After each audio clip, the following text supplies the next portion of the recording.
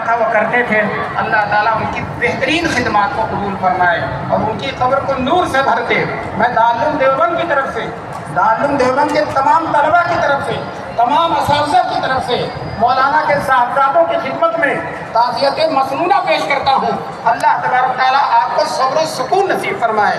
اور اتنی عظیم شخصیت، سچ کہتا ہوں وہ ایک تاریخی شخصیت تھی، صدیوں یاد کیے جائیں گے. آج آخری شخصیت تھے، زمانے میں ایک نمایاں تھے اور ان کا فیض ہندوستان میں نہیں دنیا کے چپے چپے میں پھیلا. یہاں کے پڑھنے والے دنیا کے ہر ملک میں جا کر خدمت انجام دے رہے ہیں. یہ سب فیض ہے مولانا کا. ابتدا میں انہوں نے مجاہدہ کیا، بڑے حالات سے گزرے، لیکن اللہ نے ان کو صبر و تحمل دیا تھا اور ان کے ساتھ اللہ کی رحمت کا سایہ تھا. اللہ تعالیٰ نے ان سے اتنا بڑا کام دے دیا. تیرا چہرہ ہے کیا؟ تیرا چہرہ آئے گا بھی تو کاٹ کر ہٹا دوں. تو کون سا بھاری ہے، بلکہ کئی ادارے کون سا بھاری ہے جو تیرا ویڈیو بنا ہوا اور بیٹھ جا.